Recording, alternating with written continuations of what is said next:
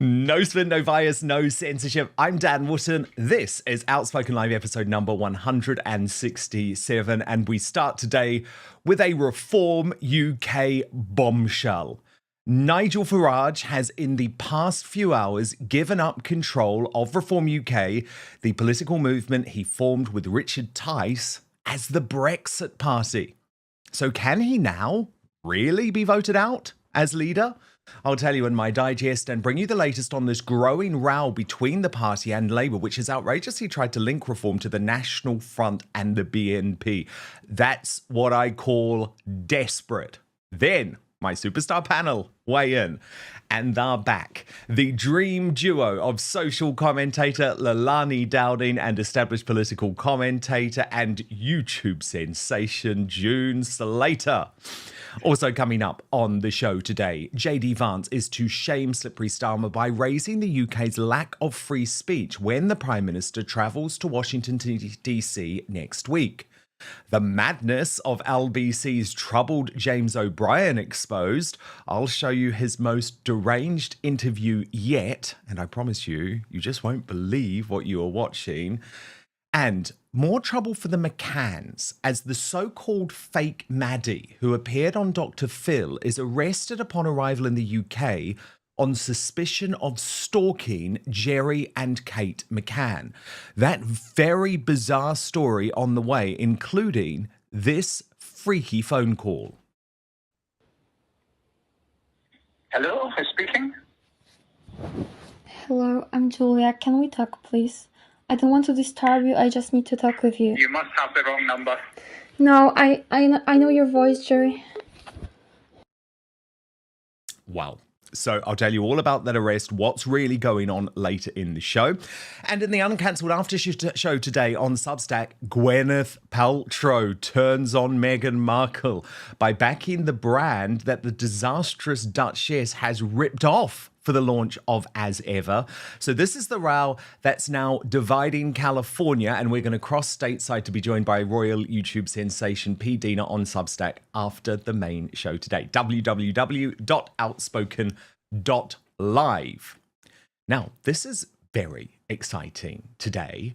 We're actually moving Greatest Britain Union Jack HAS to X, because I just thought it was worth mixing things up, trying things a bit differently on another platform. So get voting on my X profile for today's Union Jack HAS. The nominees, though, as usual, Zara Sultana, nominated by Amazingly for her disgraceful post about Nigel Farage, and I'm going to get to that, by the way. I'm going to explain all the latest madness in my digest in just one moment. Great nominee, the Scottish Police, nominated by the brilliant Darren Donaldson, who runs the Dan Wootton Club on X. And that is because they have now arrested someone again for a silent prayer, despite JD Vance's humiliation of our country as a result of that. And nominee 3, this is mine. Forgive me for this. Meghan Markle. But come on, did she really have to copy with her logo? Did she really have to destroy two small businesses? Did she really have to embarrass a beautiful little Spanish town? No, she did not. So they are the nominees.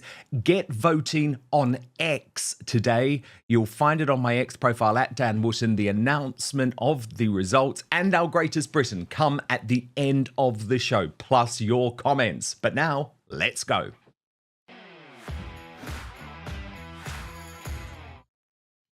A 67-word statement that could change the future of British politics. Within an hour of filing these bombshell new appointments to Companies House, which remove Nigel Farage and Richard Tice as the controllers of the political movement they founded as the Brexit Party, confirmation from Reform UK's chairman Zia Youssef of what is a potentially historic change. So let me read you the official statement. We are pleased to announce that, as promised, Nigel Farage has handed over ownership of Reform UK to its members. Reform UK is now a non-profit with no shareholders, limited by guarantee. We are assembling the governing board in line with the Constitution. This was an important step in professionalising the party. We will soon have more exciting announcements about Reform UK as we prepare for government. Wow. Now, there is more we don't know, okay? Because we don't know yet the mechanism through which Nigel Farage could be replaced as leader. Now, let me just be clear on this. I'm not advocating for that to happen. As you know, I predicted he would become Prime Minister the day he stood to run for Clacton last June, and I stand by that. But this change is also about keeping Nigel honest, especially as he does appear to be taking to the left on a number of issues in recent months. Let's just be honest about that. Mass deportations, not being worried about changing demography, and now even on the issue of whether British troops should be sent to Ukraine.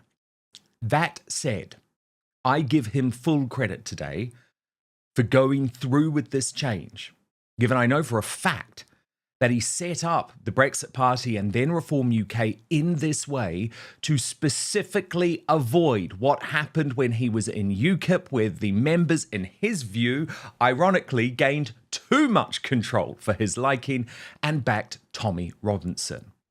And there is much time for the details to be revealed and hopefully debated.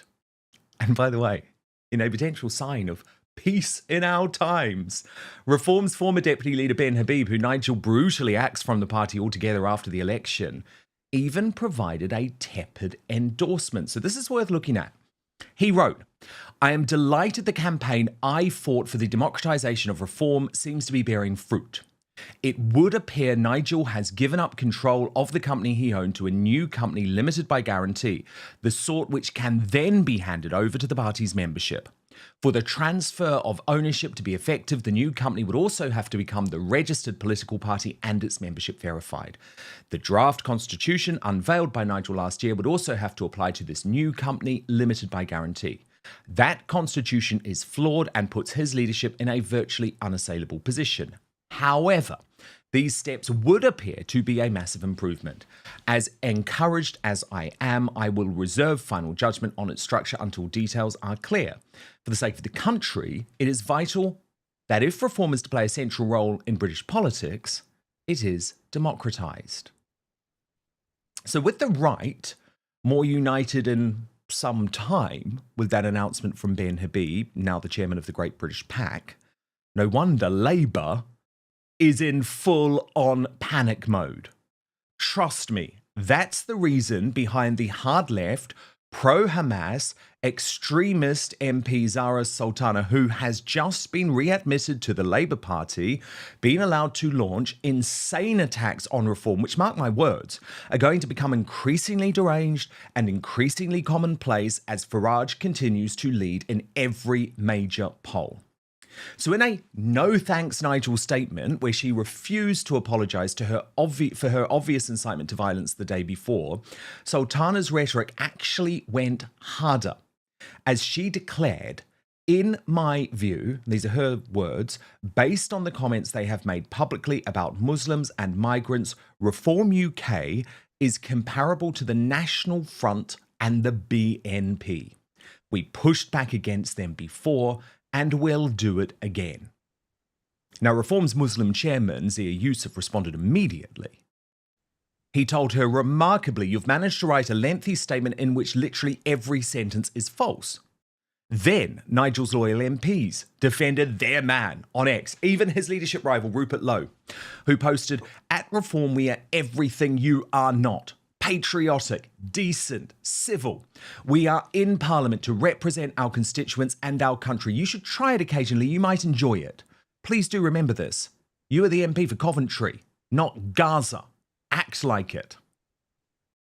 Lee Anderson posted, note to Zara Sultana, meet the future.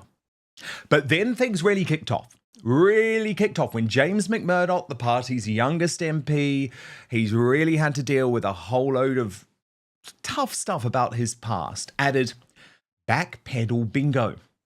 Tick, play the victim. Tick, emotional blackmail. Tick, claim the moral high ground. Tick, make baseless accusations. Tick, add some character assassination. Tick, outright lie. So that prompted another offence archaeology tirade from Nasty Sultana, who shot back, aren't you the guy who got convicted for assaulting your then girlfriend while drunk outside a club? But James soon showed why Reform has its finger on the pulse of Britain. Because this is how he replied, and I just want to say, good on you, James McMurdoch. He said, no, I'm the guy who was the first in his family to go to university, who co-chaired the Finance Society and was treasurer for the rugby club, who dragged himself out the gutter and built a life that most men can only dream of, who is surrounded by love, surrounded by family, has 3 daughters, and in the next week or so will be announcing the birth of my second son, who gave up all the peace and comfort in the world to try and save Great Britain from the slow path of decline it is on. This weak gotcha has run its course. I won my seat with £400 and 2 weeks of campaigning. Every time I speak in Parliament, I represent 810,000 voters. You should remember who you are supposed to be representing. And I just say, hear, James McMurdoch. I know what it's like when people try and use allegations connected to your past to cancel you today. That is done. That type of offence archaeology is over. Move on. And that was a brilliant response because let's tackle things head on now. But I do have a but. You know I always have a but. Because before we get carried away, Reform does actually now need to realise what we are facing in terms of the total invasion of the United Kingdom and the loss of the native population. Heed the warning now, as top demographer Dr. Paul Morland predicts that by just 2050, not that far away, the majority of children in the UK will be non-white. Watch. What about the numbers? I want to hear the numbers. So what are the trends?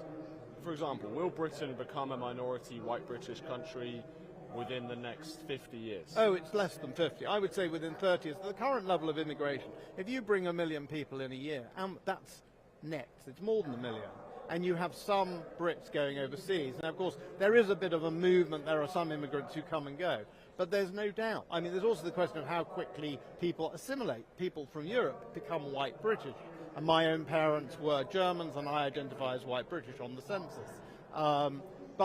So there are all sorts of questions around that, but at the level of 1 million people a year, and for all the talk of smash the gangs and immigration controls, I don't see that significantly changing under either of the two main parties. Then I think by 2050, at least the majority of children in this country will be non-white British, and quite possibly of the whole population. And this is why, as a demographer, a point I keep making is that if you want the economy to grow, if you want a balance of people of working age and the retired, and if you don't want mass immigration, then you have to have larger families. People actually have to take the responsibility themselves of saying that they will have 2 or 3 children if they can. And of course there are cultural reasons they don't, there are economic reasons they don't. I think the government's responsibility is to help them. If we don't have reasonably sized families, then inevitably we will either decline as an economy and decline as a nation.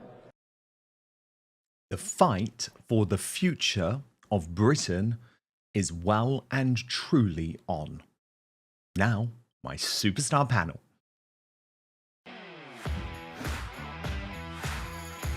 And I'm absolutely delighted today to welcome back June Slater, the established political commentator.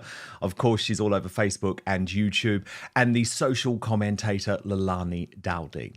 Now, June, let me start with you on this, because for a long time you have been saying to all of the people who've been a little bit like Ben Habib, a little bit impatient about Reform UK and the changes they're making, just be patient, give Nigel a chance, give the party a chance.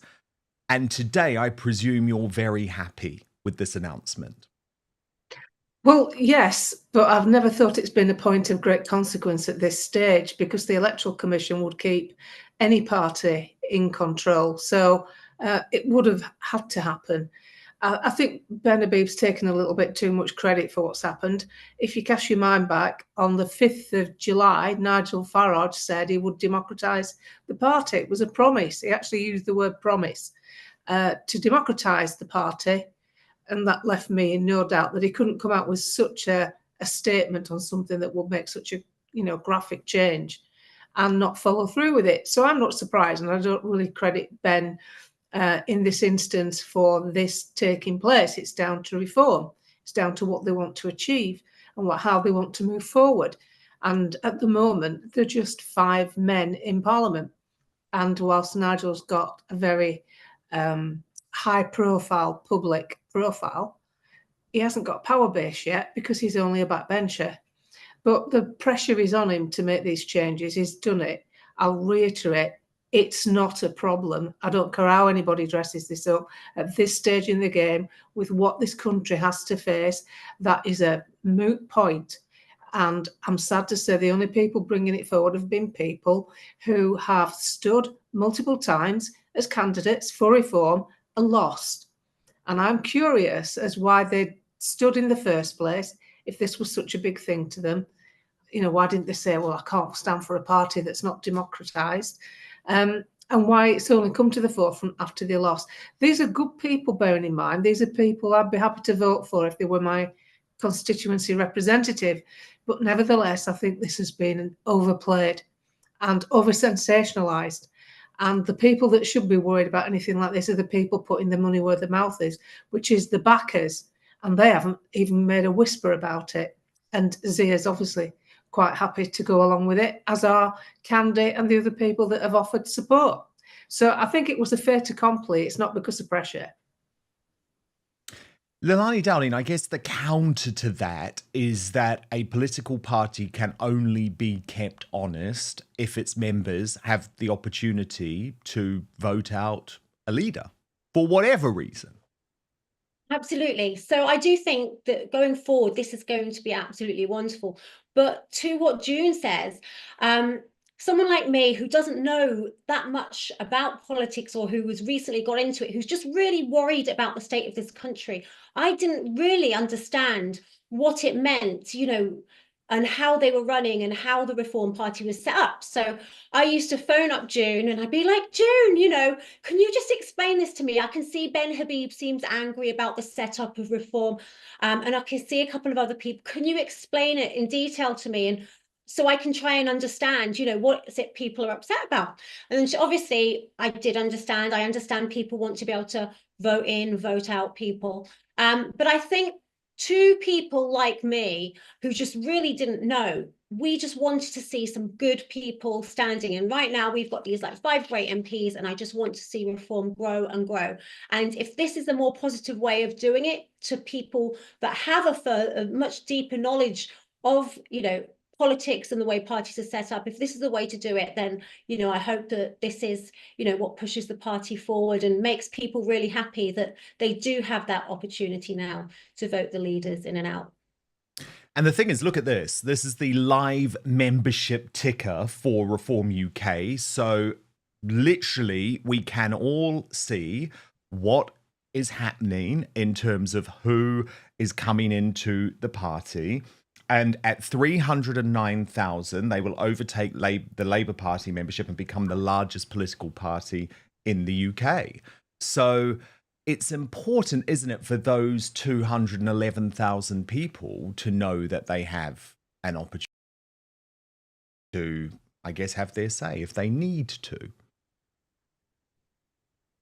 Well, yes, but the thing is, what you've got to be careful of here, at the moment, there's quite a large nucleus of people who are annoyed with the Reform Party because of Richard Tice's that lot comment, and because of things like Nigel Farage openly dissing Tommy Robinson. So if they did have such a power, how many of them would exercise that power and join Reform en bloc just to have an effect, just like the Momentum people did with Labour Party?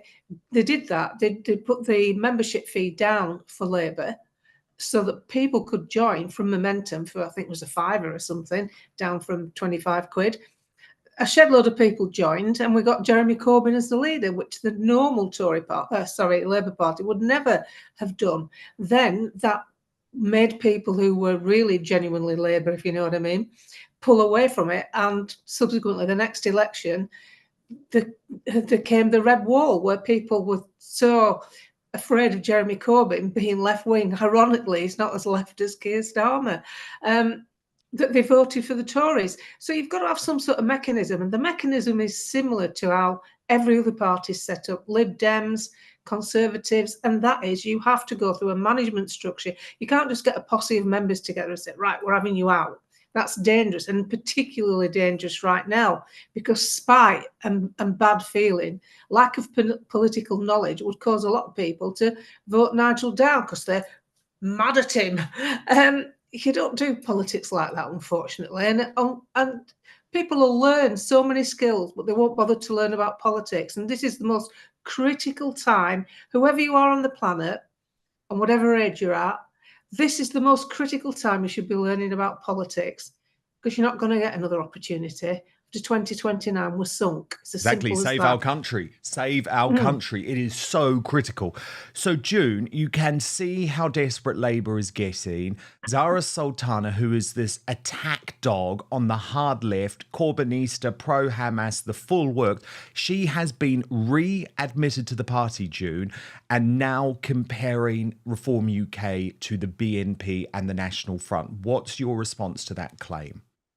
Well, maybe now you can see why Nigel Farage openly puts this physical barrier up to Tommy Robinson, because Tommy and the right wing, anybody right wing, this is what Labour will do. They'll try. I mean, the BNP don't exist. They're gone. And Nigel Farage was instrumental in them not being about, because they were too hardcore. They were over the top. And so Nigel didn't want that. He didn't want it for UKIP.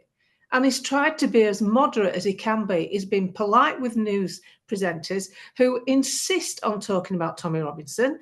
Nigel doesn't want to talk about Tommy Robinson, but let's face it, it eats into a lot of airtime where he could be talking about policies and showing people what he's capable of doing. But let's waste 5 minutes talking about Tommy, who doesn't want to go in the party, who still recommends voting for them.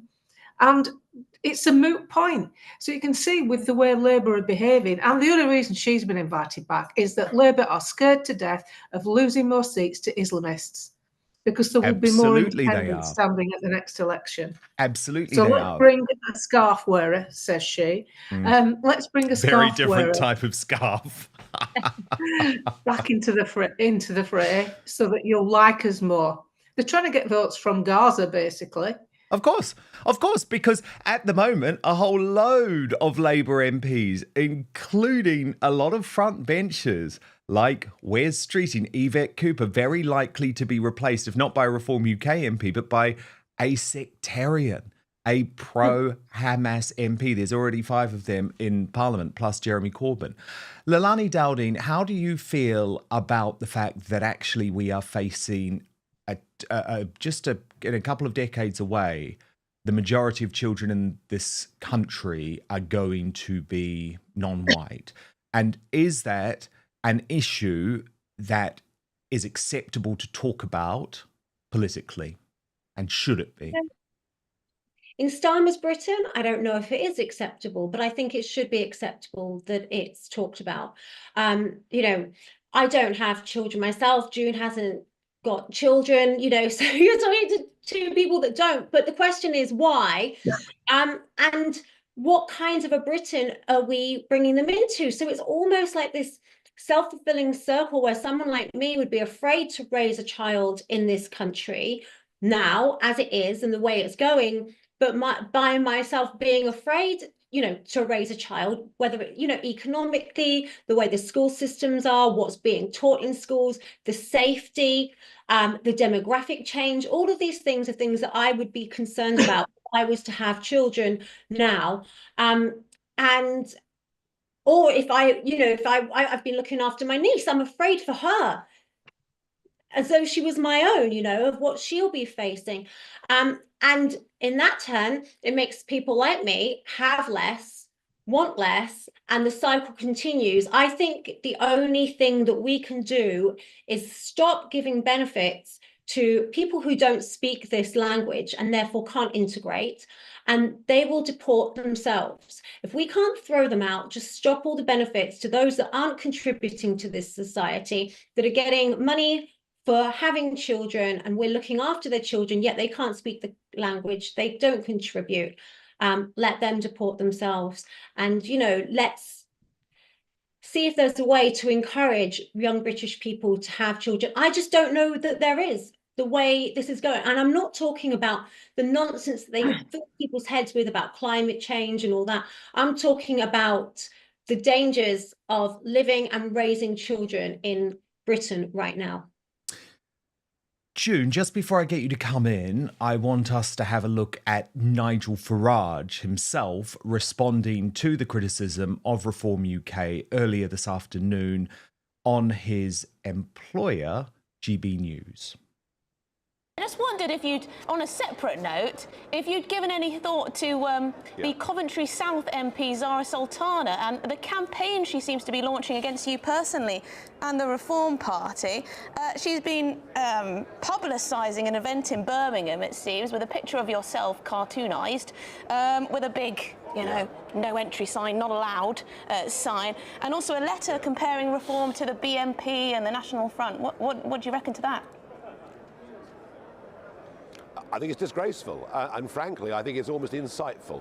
It's very, what she said about me and about our people is very close to incitement. And clearly what she's trying to do is she's trying to get, you know, a crowd of protesters, many of whom may not behave themselves, to turn up. June, your response? She's a troublemaker. They didn't want her, and because they're desperate, they're allowing her back. She's bad news. She represents a particular demographic that's growing in that area. It's sad to see. She's not a very nice person as far as I can see, and I'm sick to death of seeing other countries' flags waving on the streets of Britain. It's about time we realise that we are a country of tax-paying, moderate people who just want to get on with our lives. We're not interested in what's going on overseas particularly, because we seem to be paying for everybody. And we've had enough of it. And I think Nigel Farage is completely, I think he's completely right in saying it's insightful, because, you know, they're never off his case. People think I'm a fangirl. I'm not a fan. I'm just very, very practical in how I see things. And this man leading this particular party is the only hope of getting any slight change in this country. And the way it's going, Keir Starmer, he's selling ourselves overseas. He's backing the wrong horse with the upset in Ukraine. He is prepared to allow people like her back into the party simply because what else can he do? He either loses, she keeps a seat, or he loses it to an Islamist. You know, most of these councils are bankrupt because of spending in the wrong areas, and it goes up the food chain, I'm afraid. And I think Nigel Farage is a very tolerant man, and I wonder if he sometimes thinks I'd have been better off being a commentator. He's not come back into politics for money. You can forget that. Not at £1.2 million a year salary at GB News, and the money he's been offered overseas in America. He doesn't need to come back into politics for money. It's about time the people of Britain realise that the man is astute.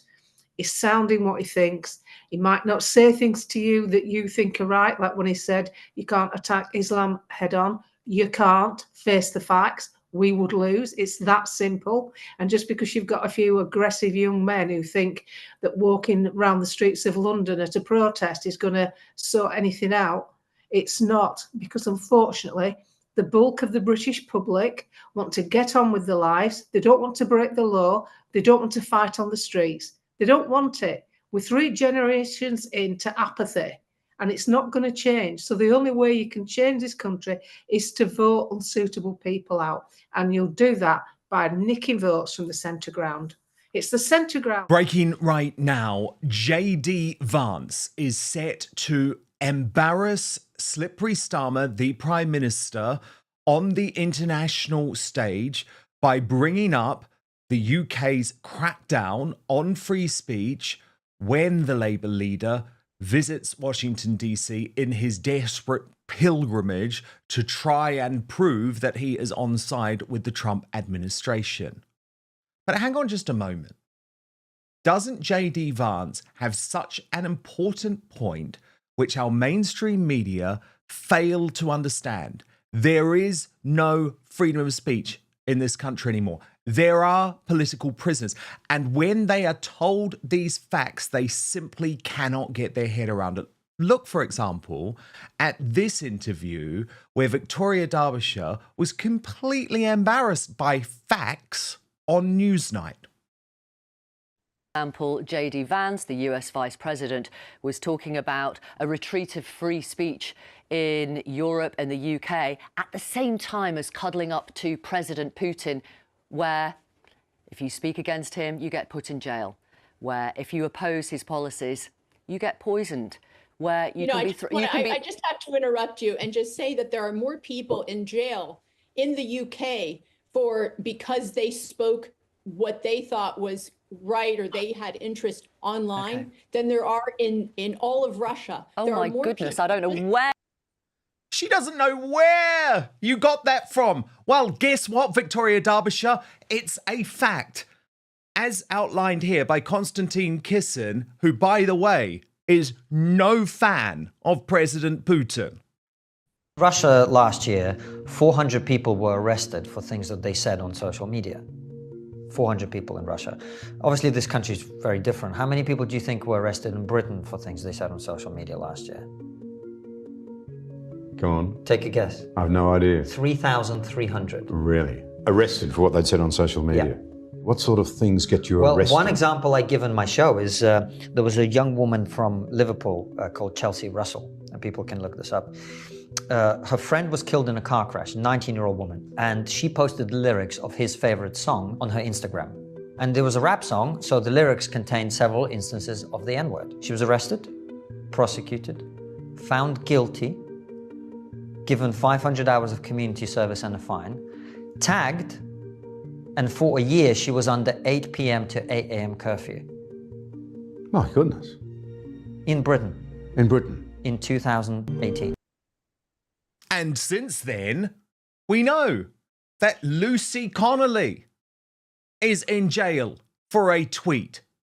Julie Sweeney, a grandmother caregiver, is in jail for a Facebook post. So perhaps it's time for the UK to be a little bit holier than thou until we clean up our own free speech mess. So that's why it has now been revealed by JD Vance that he will raise these free speech issues with Starmer during his visit to Washington. This is hugely embarrassing to the United Kingdom. Hugely, hugely embarrassing. Because that's the type of thing that in the past we as a Western nation would have raised with a country like China. But when asked about this, JD Vance said simply, "We certainly will. We're simply telling them to respect the values on which our civilization was founded, that you ought to debate with one another. You ought to, your government should respect when the people have a dissenting viewpoint." He added to the National Post, "It's very simple and it's very obvious." Let me bring in my superstar panel now, June Slater and Leilani Dowding. I mean, Leilani, I am so embarrassed. I am so embarrassed by the fact that we need JD Vance actually to speak up for free speech in the United Kingdom. We actually need him to humiliate Starmer on an international stage. But isn't it shocking that the mainstream media and the elites are just completely clueless about the fact that we no longer have free speech in this country? There are political prisoners in this country. There are. I thought the funniest thing was when the German defense minister said that JD Vance's speech was not acceptable. Do they not understand the irony of it? You know, JD Vance goes on to say Europe does not accept free speech, and the German defense minister says, yeah, the Vance speech is not acceptable. Like literally those words, this is not acceptable. So it's, you know, we don't. That's the real truth of the matter. And as you said, Lucy Connolly and all the other people locked up. I was just speaking to Mark Heath, somebody that you've had on your show.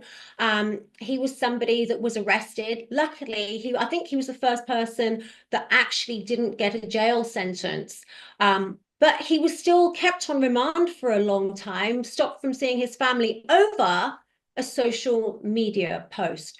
So it is what's going on in England. And I'm so grateful that we have someone like JD Vance that is going to start holding our leaders to account with what's going on. I know that I was censored. You know, thankfully, I wasn't put in jail, but I was censored right from the start of lockdowns, right from the start of talking about the jabs, talking about how our economy is going to go to pieces if they keep us locked down. All of these things, but now it's further where you're actually getting arrested. Look at Bernie Sporthoff, held for over 72 hours, I think, because of a post that she put on.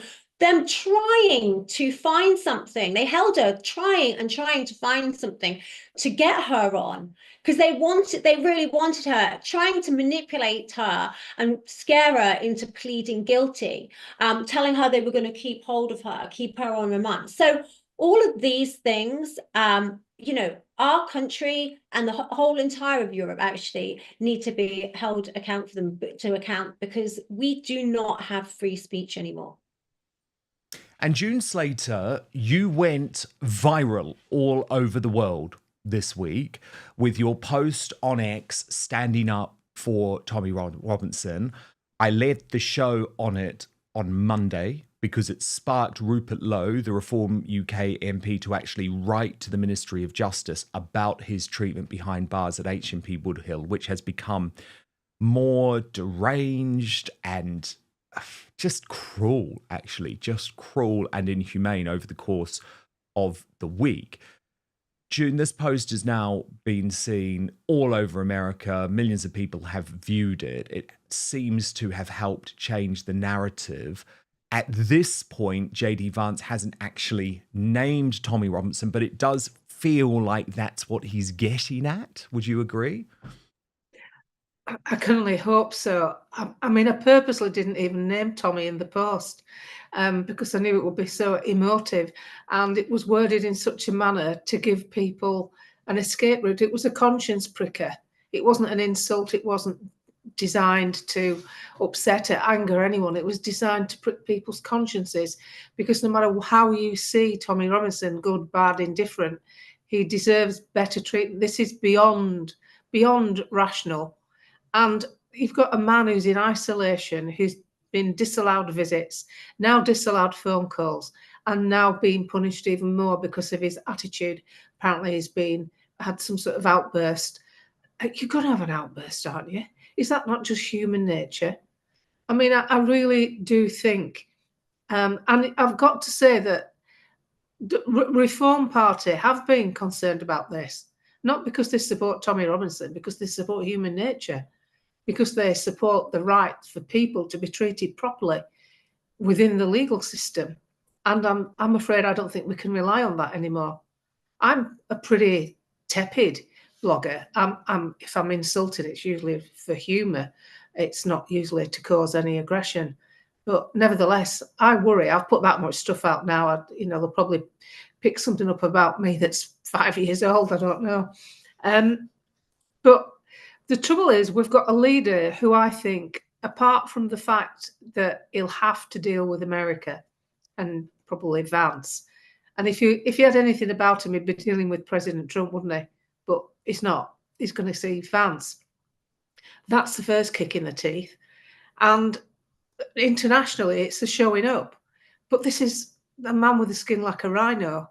This is a man who's just driven down this path of cultural Marxism. I'm sorry, I think it just fits the bill.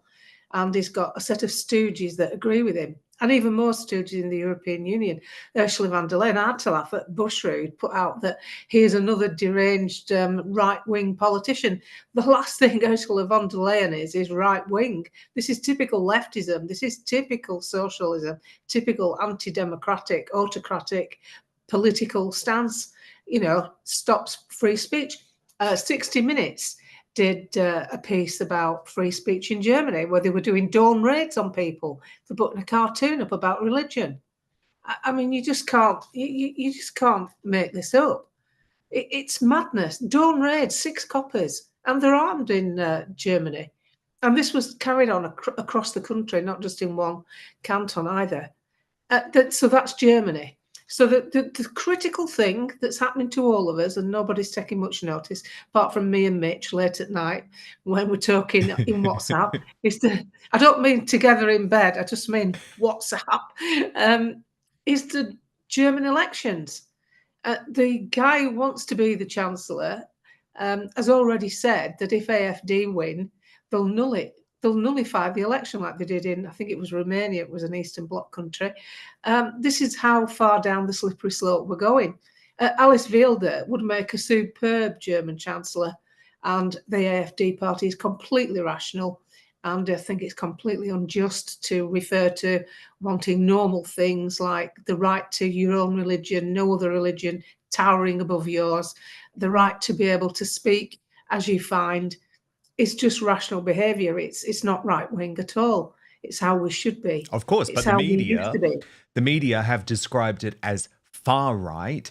As a result, we've seen Nigel Farage, the Reform UK leader, distance himself from the AfD. But you've got JD Vance, who I think is now one of the great hopes for the world in terms of the next generation, the post-Trump generation, saying, hang on a moment, wake up. There's a very, very obvious reason that the AfD are charging ahead in a lot of the polls at the moment, although, of course, we'll find out the results at the election over the weekend. Leilani Dowding, I just want to ask you about the Tommy Robinson situation, because, of course, you have been an outspoken supporter of Tommy at a time when actually you got completely cancelled for even mentioning his name. Elon Musk has shifted the Overton window. How difficult has it been for you to see his treatment behind bars at Woodhill this week? You know what? I think it's absolutely horrific. And I've asked the question, where are the human rights lawyers? Do they only come out for terrorists? Do they only come out for asylum seekers and illegal immigrants that have crossed the border? Do they only come out for criminals just before deportation? I thought that human rights is about human rights, not, and that's human rights of everybody, not just, the criminals and the asylum seekers and all the bad people. What about Tommy Robinson's human rights? It's one thing to stop maybe a few journalists coming to see him, even though I think that's completely wrong, because a lot of you guys are friends. I think you were stopped, Dan. Lewis Brackpool was stopped. There were many people that have been stopped recently. Even if they promised to sign NDAs, they were stopped. Then they stopped the mother of his kids coming. Now that's just outrageous to me. Why? How can you stop that for what? And then there's issues with his food, because he's afraid that he's going to get poisoned by somebody who makes the food in the kitchen. So he's only eating canned food. So he's losing loads of weight. There's all these horrific things happening, and it's completely unjust. And I don't even know why this guy, for what he's accused of, or what he's been found guilty of, why he's even in that kind of a prison with rapists and murderers in the first place. Why is he in one of the strongest, toughest prisons? Totally. And certainly I feel a bit of guilt about this whole situation, because it was after my visit that HMP Woodhill and the governor there, Nicola Marfleet, decided to introduce NDAs. I was never asked to sign one at all. I believed, and I know Tommy supported me with this, that it was totally within the public interest to say, actually, Axel Rudakabana, the Southport massacre terrorist, is now practicing the Muslim faith behind bars at Belmarsh. And I certainly have no guilt about revealing that, but I do have a lot of guilt that as a result of me revealing that here, Tommy has been put in this terrible, terrible situation. Now, James O'Brien. We know that this guy is one of the weirdest, most unpleasant, and let's be frank, completely unhinged hard left broadcasters in the United Kingdom. He gets away with a lot of his shtick because he's on the left, because of his friendships with the likes of Carol Vorderman, who he is currently on tour with. But there's something about James O'Brien that is truly deranged these days, because the way that he presents himself to the wider world is in total contrast with how he believes he acts in life. This is the nasty guy. This is the guy who refuses to listen. This is the guy who will demonize folk who voted for Brexit, demonize folk who are concerned about patrolling our borders. Yet James O'Brien genuinely believes that he is on another level to the rest of us. And I want to share with you an interview with Paloma Faith, equally unhinged, by the way, pop star. And I think we start to see that James O'Brien is currently in some sort of serious decline. So let me bring in my superstar panel, the social commentator Leilani Dowding and established political commentator June Slater. Guys, I hate to put you through this, but sometimes you actually need to see the madness of someone to understand there's no reason we should listen to this guy ever again. First up, here's James O'Brien admitting that very often he tries to win arguments even though he is wrong. Going hard.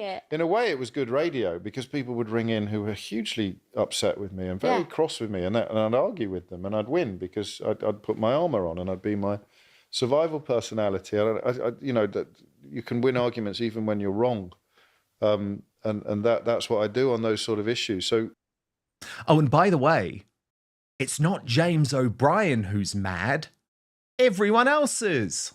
Since 2016. There have been times when you've thought to yourself, well, maybe I'm wrong about everything. Certainly back in November when Trump gets re-elected, you think, how can this happen? Maybe I am missing something. Maybe there is more to these positions than I've ever allowed. Maybe it is condescending and superior to hold that these views are just objectively at morally best. Right. Yeah. I mean, objectively right, or the opposite views are objectively wrong, or at best objectively ridiculous. And when you see the world turning, when you see people like Boris Johnson become Prime Minister, when you see newspapers that your friends work on and that you could have easily ended up working on yourself, greeting Liz Truss as if she's the second coming and describing her fiscal catastrophe as the best thing since sliced bread. And there's so much of it, and it never ends. And you thought it might end with Keir Starmer getting into Downing Street, but then Trump got into the White House. And you just sort of have to occasionally catch yourself and think, no, I am holding on to the truth. I'm not mad. Everybody else is. So everybody else is mad. June Slater, and James O'Brien is completely sane. Is that his sofa? Where did he get that sofa lonely? It's Paloma's Faith's sofa, I think. Wow.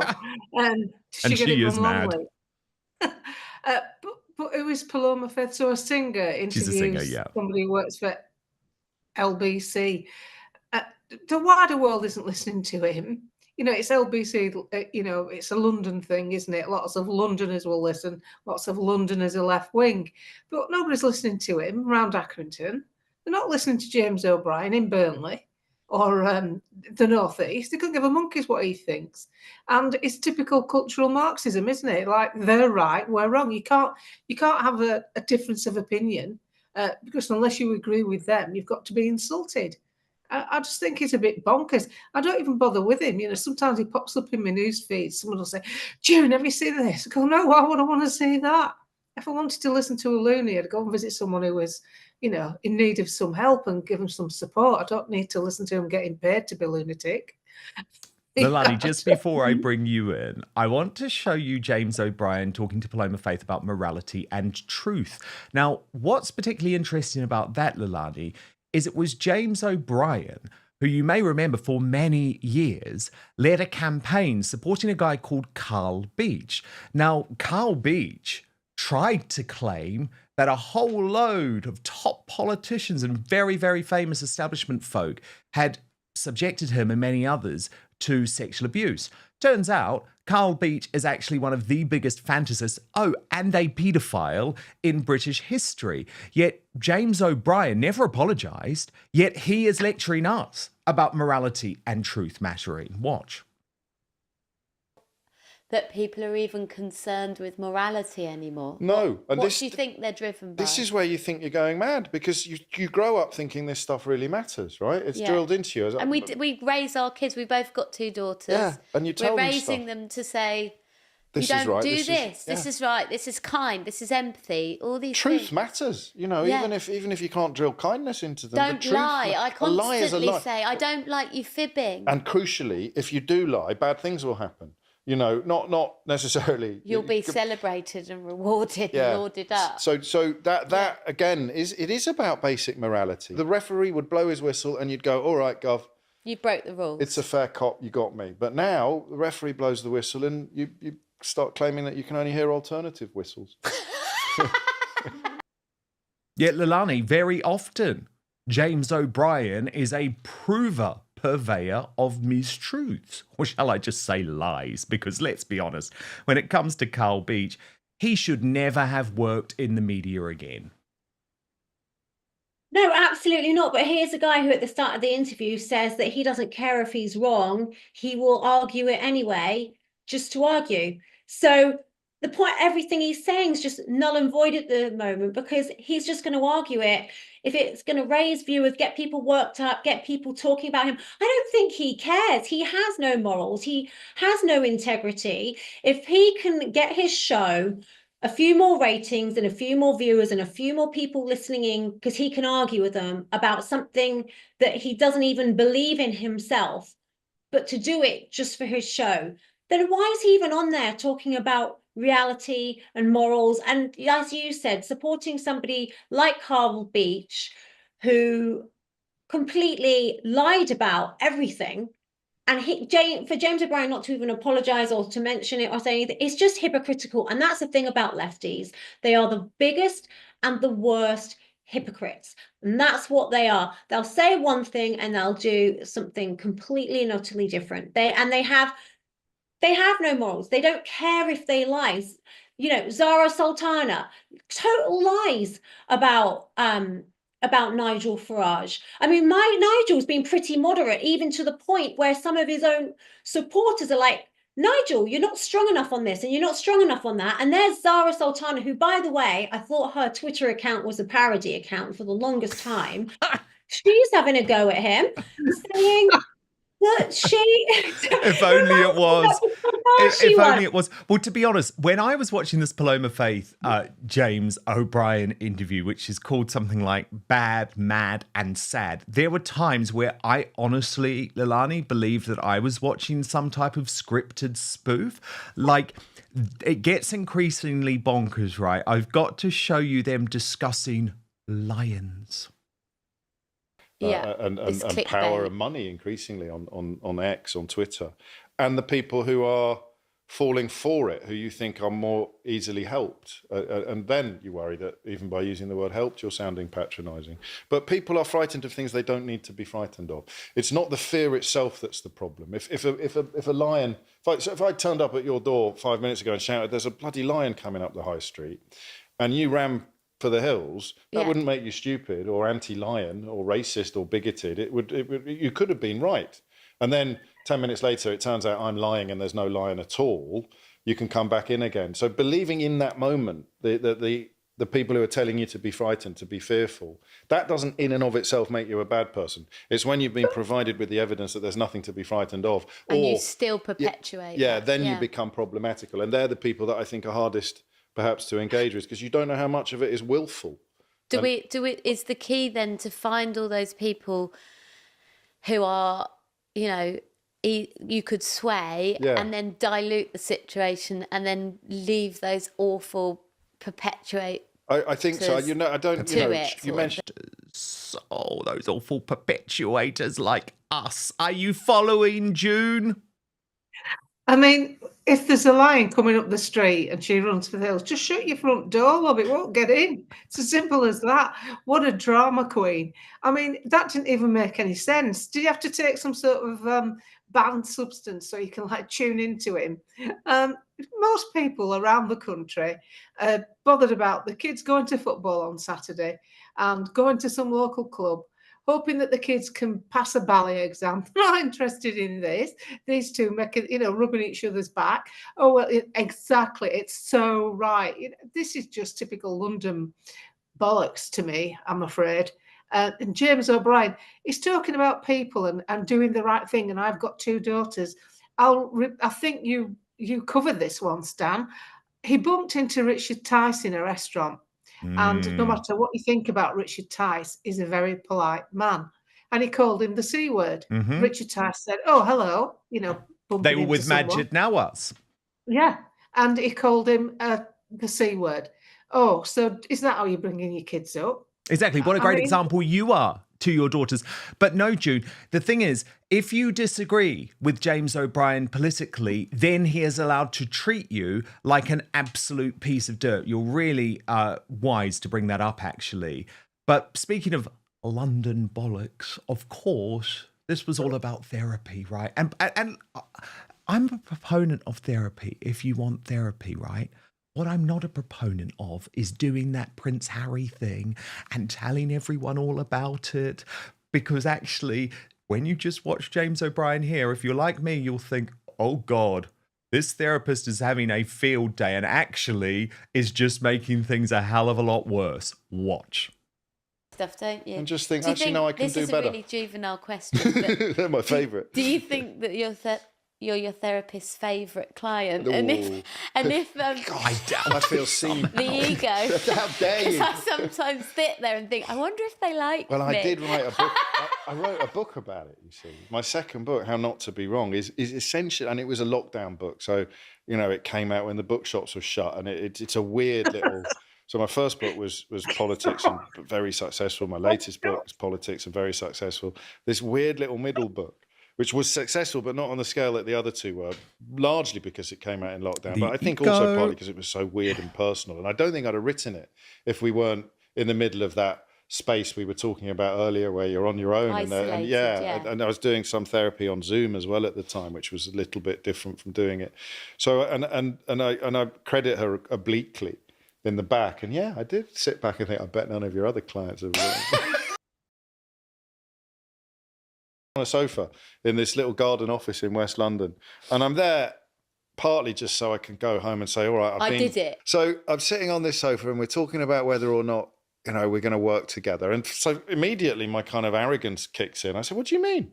I'm going to decide whether we work together or not. You're not going to decide whether we work whether you. But she's like, well, you know, I can tell usually after one session whether I'm going to be any use to somebody. So we'll decide together towards the end. And she said, and if we do decide together, then at some point I'll ask you to talk directly to your younger self. And I might ask you, for example, to use a cushion as the... And I think she's nuts.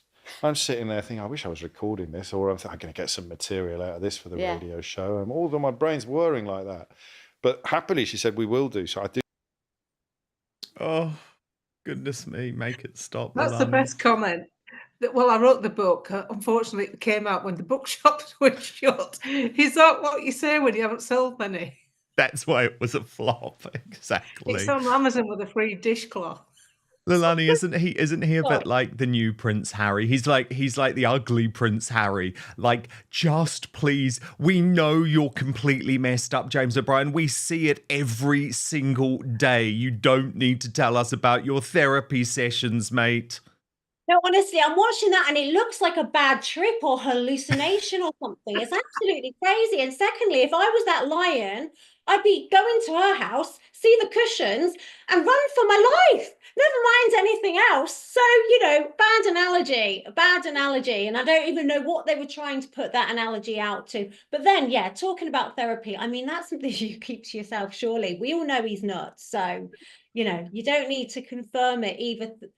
And shit, she's the worst interview. Nobody got a nan these days. You used to go to your nan, didn't you, when you had a problem? You said, what's me nan? Ring me nan. Nobody has a nan. They've all got a therapist. Yeah. And I like the therapist because they normally look over your shoulder and go, I'm conscious of the time we have left. Oh, right. Yeah, it's like the pound shop is it Gad Gabor or something, when Harry had to try and tell all his problems to him, and it's like, let's talk about it to Paloma Faith. Like, what in the world am I like?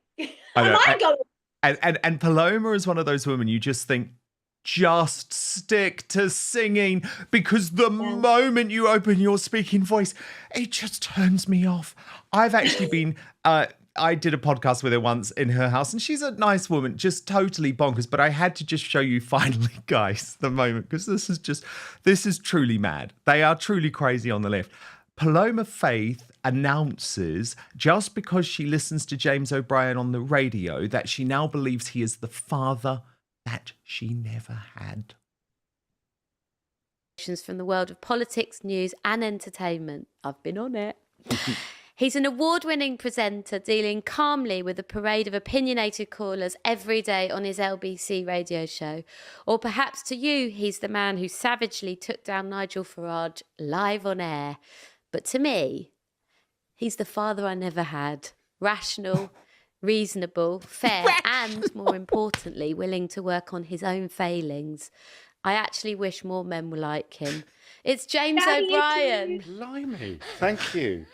You're welcome. I don't know what to say. It's true. Well, crikey, I hope I live up to that introduction. I listen to you daily as if you may be my dad. It's like, I'm definitely not. The least rational man in Britain. Okay, we just have to laugh. That bonkers. Both bonkers. Dan, I bet the reason they did it at Paloma Faith's place, I imagine him going back to that apartment like the serial killer had in Seven, writing all over walls. And it just has Boris Johnson in the middle, Nigel Farage, little bit of Richard Tice there. He needs help. At least I think the podcast did establish one thing. James O'Brien is mad, bad, and sad. But June Slater, Leilani Dowding, don't go anywhere, because in just 1 minute, this absolutely extraordinary story, you're going to have to hear it to believe it. The fake Maddie McCann has been arrested in the UK. I'll tell you why in just 1 minute. But first, do you know that sleeping less than 6 hours per night doubles the risk of early death? Poor sleep is also linked to obesity, heart disease, high blood pressure, diabetes, depression, and a weakened immune system. Now, personally, I have struggled with my sleep for a while. I actually tried everything, but I found it difficult to wind down and get to sleep before about 2 a.m. Now, I thought that was weird, but apparently I'm not alone, because the CDC reports over 35% of adults in the US sleep less than the recommended 7 hours. Many sleep supplements contain melatonin and other ingredients. The problem with them is they create dependencies, cause morning grogginess, and lose their effectiveness over time. So that's why I've started taking Evening Being. This is a brand new product from the brilliant Verso. They spent 3 years protecting the formula. They created a melatonin-free drink mix with clinically studied, patented ingredients. It's formulated to calm an active mind, help you fall asleep faster, stay asleep longer, and improve deep and REM sleep, all without creating dependencies or causing morning grogginess. Now, the best thing is, I actually look forward to drinking Evening Bean every night, because it just tastes really good.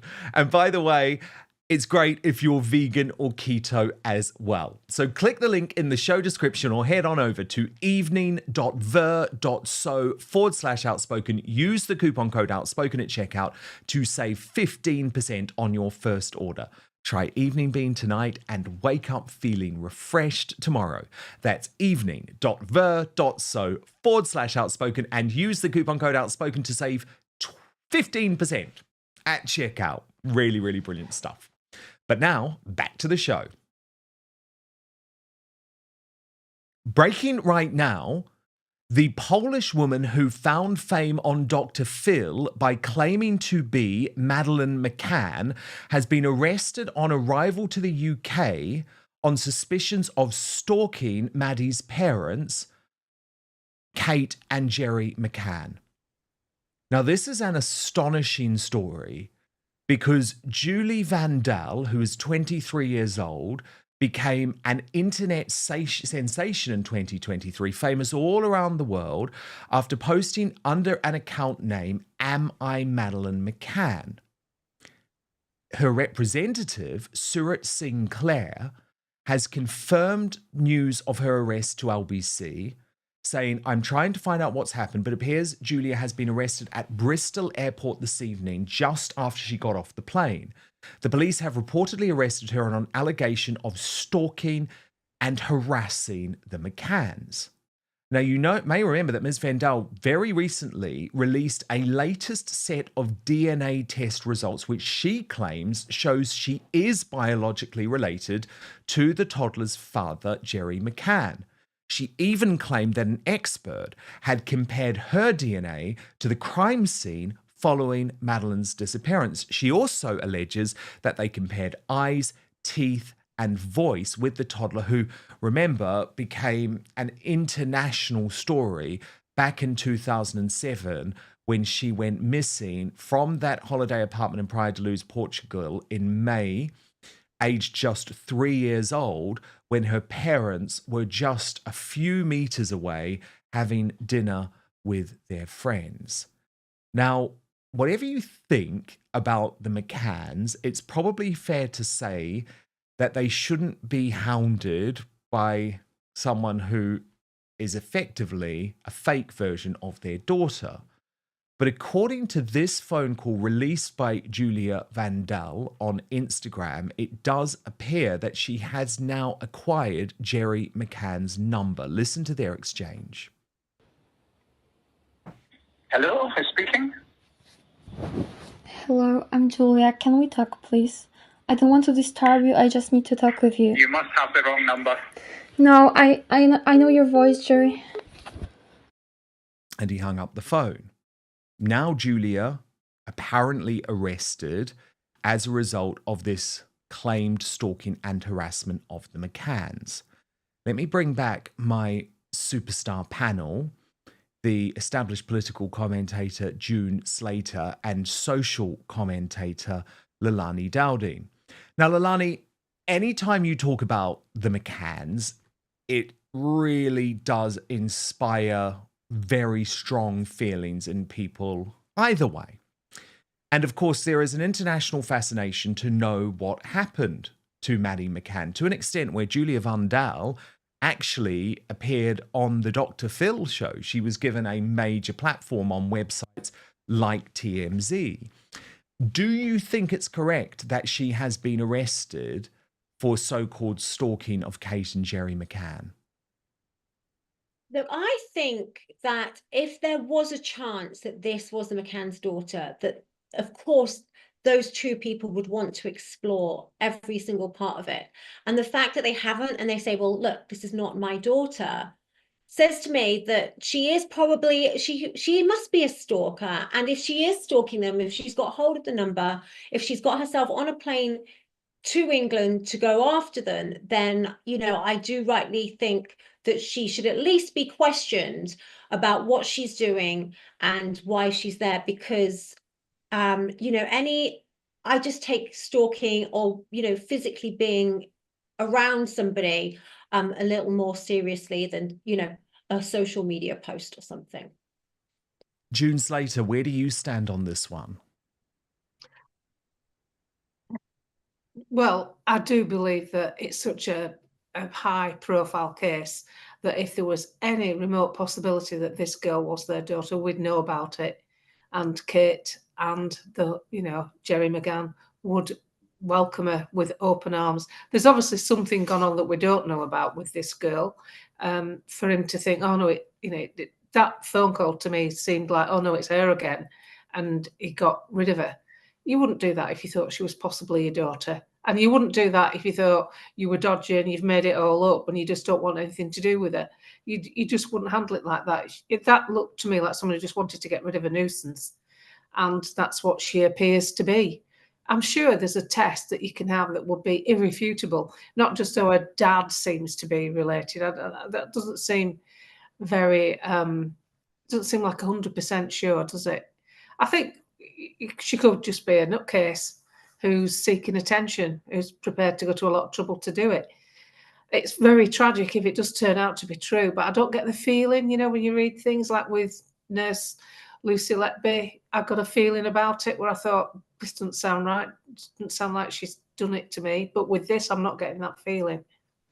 Yeah, I mean, I guess what's so interesting with the McCanns, Leilani Dowding, is they have to try and lead a normal life now because Madeline's siblings are adults. And let's be honest, it's a living hell for them, whether you agree with what they did or not. I think most people can understand that it was the biggest mistake of their lives. However, they did seek the PR for a long time, Leilani. And there's a lot of fury from some Brits that this missing person case has received millions upon millions of government and police funding when others haven't. So I guess the public feels that there is some right in this case for us to be let into the circle, whereas the McCanns lately have cut off the PR. They no longer give interviews. It feels like because of the arrest of the German man that perhaps they have now accepted that they aren't going to get Maddie back. I do think that's a very good point about how much money was spent on that case, because any mother or father of a missing child would obviously feel like, their case was given less than, far less than. And, we've even seen it now with the young man that had gone to Spain. It turns out there could have been allegedly some kind of nefarious connections, and other people's missing kids didn't have that kind of press attention and people going out there. So, I do think, and especially as the child was so young, there would be plenty of people, and there are so many more missing children than we ever get to hear about. And so I can understand why, and why those parents would be upset. I can then understand why, we saw so much of it. I remember this case, more than I remember anything else. So, I would love to know the outcome and if somebody has been caught.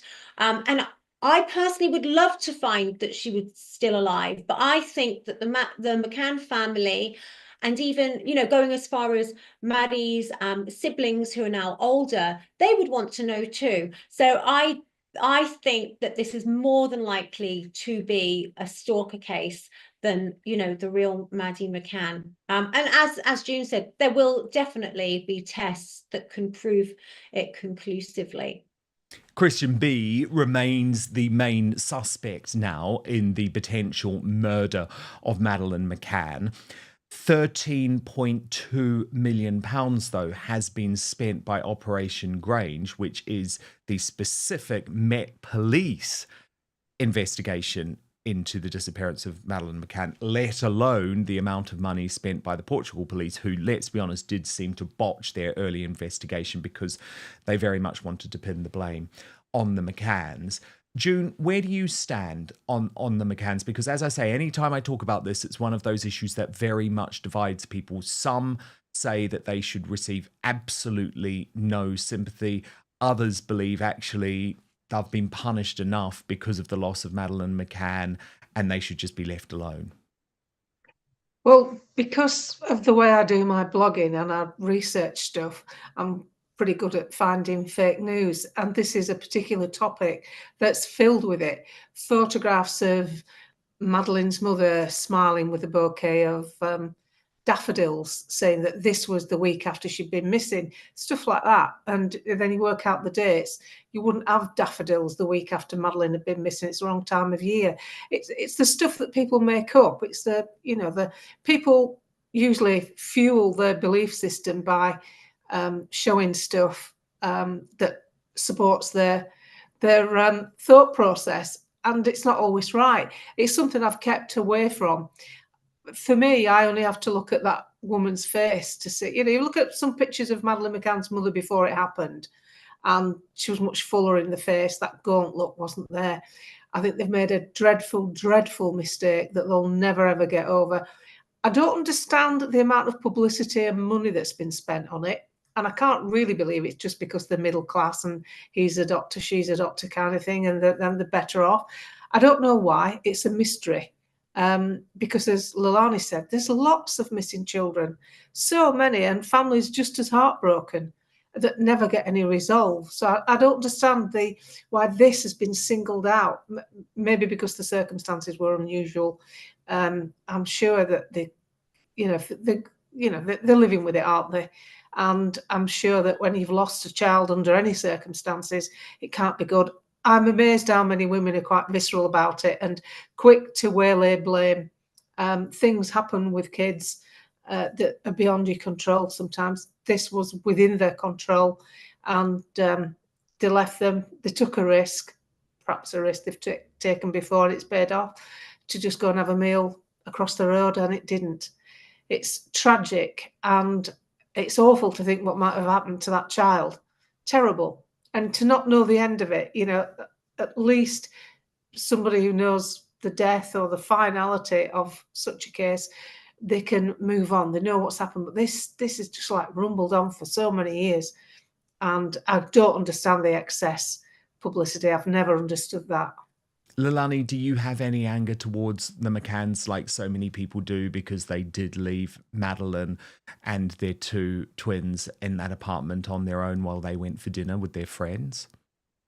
I think I did at the start, but as time goes on, you just hear about there's so many other things and there's so many other missing children. I think it was wrong, but I think at this point, they have lost a child. I'm sure if that person had any potential of being their missing kid, that they would have, looked into it a little further. So I think, as time's gone on, I do think that they made a mistake, and every day of their life they probably feel guilt and just feel, they know it was the biggest mistake they'd ever had. I can't even imagine, I personally I can't imagine leaving my child, but I can't also imagine having that amount of guilt, which I'm sure they probably carry with them. Indeed, it is a fascinating story that has captivated international attention for so long. My view on this, I'm going to be very honest with you. They're serving a life sentence, right? They're serving a life sentence.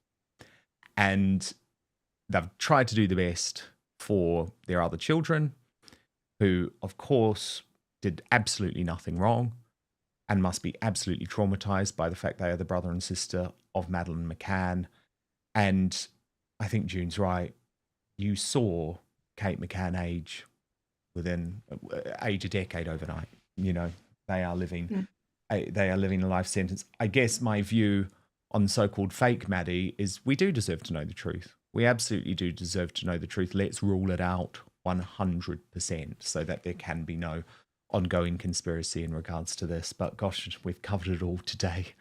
June Slater and Leilani Dowding, my superstar panel, thank you so much for being here today, and we will speak very soon. But it's time now to reveal today's Union Jackass and Greatest Britain. We have been casting the vote on X today, just to mix things up a little bit differently. And the three nominees are the Scottish police for the prayer arrest, and at Scots Brits said on this, I have to say the Scottish government are further left than Labour, which is really saying something. Zara Sultana for attacks on Reform UK, and Reform Dylan posted about this. Zara Sultana, without question, while all involved committed unacceptable actions, Sultana's incitement of violence is particularly unforgivable. And Meghan Markle for her copycat behaviour in terms of as ever. And at Los Nista said, does anyone think the Markle is relevant to anyone other than her kid? The results from X are now in third place with 15% of the vote, Meghan Markle. In second place with 25% of the vote, the Scottish police for that silent prayer arrest. But today's Union Jackass, as decided by outspoken viewers on X, Zara Sultana for comparing Reform UK to the BNP and the National Front. Now you know what we do. We've got the 4 winners over the course of the week. I will, on YouTube, unveil the major poll to find the worst Britain in the world this week. Go and vote now. We get tens of thousands of votes every week, and the winner will be announced tomorrow. The greatest Britain today, though, is a political party, Reform UK, nominated by Darren Donaldson for democratising the party just like they promised.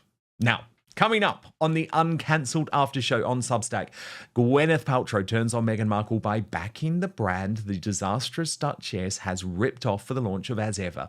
The row that's dividing California with royal YouTube sensation P-Dina is on Substack, so you can sign up. There she is, P-Dina's ready and raring to go. www.outspoken.live. Join us there right now. Thank you so much for your company. We are back tomorrow at 5 p.m. UK time, midday Eastern, 9 a.m. Pacific. Little note from me that if you are watching, please hit subscribe, turn on the notification bell. That means a lot. I promise to keep fighting for you, and I hope to see you on Substack for the after show in just